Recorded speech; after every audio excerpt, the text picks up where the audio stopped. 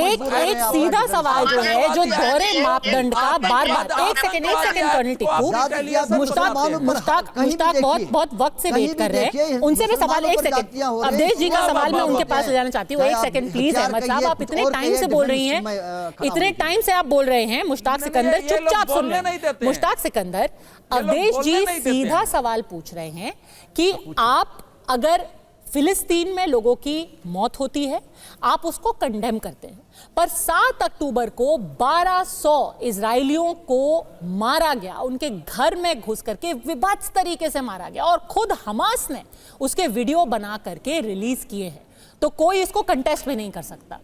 उसके खिलाफ किसी ने आवाज नहीं उठाई, उसको सेलिब्रेट किया गया, फिलिस्तीन में भी उस दिन उस चीज को सेलिब्रेट किया गया था। ऐसे दोहरे मापदंड तो नहीं हो सकते ना, बार बार बात वहीं घूम करके आ जाती है। नहीं, क्योंकि देखिए आपको अंडरस्टैंड करने पड़ेगा, पहले ही हमास किसने बनाई? हमास तो इसराइल की क्रिएशन है। जब पीएलओ को मार्जिनलाइज किया गया तो वो चाहते थे, मुश्किल है एक वक्त के लिए ये कह देना कि इजरायलियों की हत्या गलत थी, 7 अक्टूबर गलत था। कॉन्टेक्स्ट के बगैर आप नहीं समझ सकते हैं इस कॉन्टेक्स्ट में हत्या सही नहीं हो जाती, कोई भी कॉन्टेक्स्ट हत्या को सही नहीं ठहरा सकता।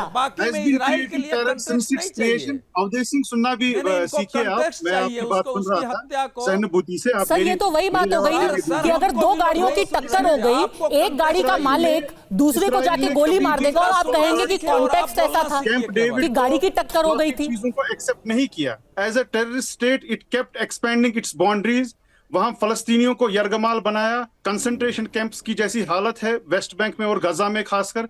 हमास ने जब इलेक्शंस के जरिए वहां पर हुकूमत में वो आए, अमेरिका और इसराइल ने हुकूमत उनकी चलने नहीं दी डेमोक्रेटिकली और उनको मजबूर किया, being pushed to the wall, they had nothing but to retaliate. तो ये 7 अक्टूबर को आप अकेले इसमें नहीं, टेररिस्ट एक्ट में नहीं देख सकते। तो मैं आपसे सिर्फ एक छोटा सा सवाल पूछ लेती हूँ, क्या आपको लगता है, मैं आपकी सारी बात मान लेती हूँ कि इजराइल ने पूरी तरीके से गलत किया। आप ये कह रहे हैं कि इजराइल ने जो कुछ पिछले कुछ सालों में, पिछले कुछ दशकों में किया, उसकी वजह से इजराइल में घुस करके एक 9 महीने के बच्चे के सामने उसकी मां को गोली मार देना वाजिब है, सही है, उसका जश्न मनाया जाना चाहिए। मुझे ये बताइए, पहले जो हॉस्पिटल्स पे बॉम्बिंग हुई वो जायज है? आप मेरे सवाल का जवाब दे दीजिए ना सर। क्या एक 9 महीने के बच्चे के सामने उसकी मां को गोली मार देना सही है, वाजिब है, उसका जश्न मनाया जाना चाहिए, हाँ या ना? इस्माइल हनाया को मारा गया। इसका जवाब तो हाँ या ना में आसानी से दिया जा सकता है ना।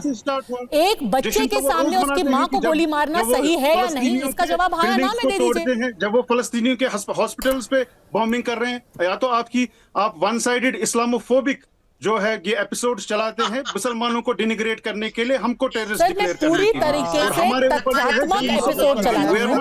ये मैं आपको बहुत साफ तरीके से बता दूं, और मैं आपको ये भी तथ्य के साथ बता सकती हूँ कि जिन अस्पतालों की आप बात कर रहे हैं, अल शिफा अस्पताल, आपको पता है ना कि अल शिफा अस्पताल के नीचे पूरी सुरंगों का एक नेटवर्क बनाया गया था, जिसकी तस्वीरें दुनिया के सामने हैं, जिसमें हमास ने अपने बंकर बना रखे थे। कहीं पर भी साबित नहीं हुआ। आपने हजारों बच्चों, 42,000 सिविलियंस को मार डाला इसराइल ने 7 अक्टूबर से लेकर आज तक। अगर कोई भी तथ्य आपके सामने रखा जाए, फिर आप दूसरे टॉपिक पे जंप कर जाते हैं, या फिर आप उसको अमेरिका का या इजराइल का प्रोपेगेंडा बता देते हैं। मैं यहाँ से अगर कोई रेजिस्टेंस कर रहा है उसको आप टेररिस्ट डिक्लेयर कर रहे हैं। सर हत्या रेजिस्टेंस नहीं हो सकती। कर्नल टिक्कू क्या हत्या को रेजिस्टेंस कह सकते हैं? क्या रेजिस्टेंस के लिए एक साल के बच्चे को हॉस्टेज बनाया जाता है? ये रेजिस्टेंस है आपकी नजरों में? दवाई और बाकी चीजें जा रही हैं। आप इस्लामोफोबिया से बाहर आ जाइए। इन्होंने ये बोला कि स्वाभाविक है कि मुसलमान जो है दुनिया भर में अगर किसी मुसलमान को कुछ हो जाता है तो वो भावुक हो जाते हैं, उनका समर्थन करते हैं, जैसे हिंदू ने बांग्लादेश के हिंदू का समर्थन किया। यही बोला ना इन्होंने। इसका जवाब तो फिर उन्होंने दे दिया कि आपको यूरोपियन यूनियन भी वैसा ही करती है, नेटो भी वैसा ही करता है, सार्क भी वैसा ही करता है। ये मुसलमानों के साथ आप सिर्फ मुंसलिक मत करें। आपको शायद हिस्ट्री पूरी पता नहीं है, इंटरनेशनल रिलेशन आप सिर्फ कौम को आप बदनाम करते हैं, इस्लामोफोबिया करते हैं। एक तरफ से तो आप कह रहे हैं कि मुसलमानों ने ही पैलेस्टीनियंस को मारा, दूसरी तरफ से आप कह रहे हैं कि वहां उम्मत है। 85% थी किसी ने उंगली तक उठाई? आप इनसे जरा ये पूछ लीजिए। दूसरी बात है, हॉस्पिटल में इनकार नहीं था। कश्मीर में क्या हुआ 89-90 में?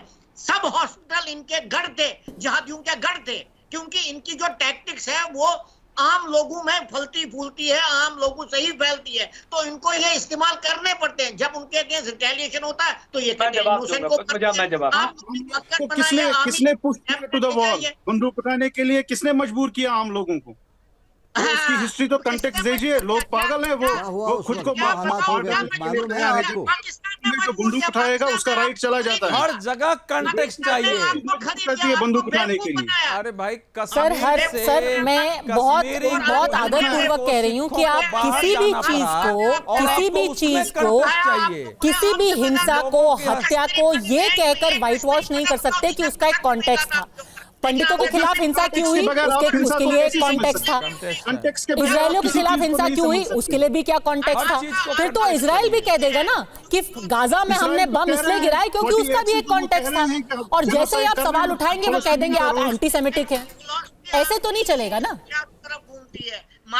इस्राइल तो कर रहा है। आप देखिए पीएलओ को किस तरीके से उन्होंने मार्जिनलाइज करके हमास को स्ट्रेंथन किया। आप चलाने लगते हो। फर्स्ट इंतिफादा के बाद किस तरीके से उन्होंने स्ट्रेंथन किया हमास को। पीएलओ का और ओस्लो अकार्ड के बाद किस तरीके से हमास मारी से वजूद में आया। वो अवधेश जी इंटरजेक्ट करना चाहते हैं, फिर दानिश कुरैशी। इस्राइल की ही क्रिएशन है हमास।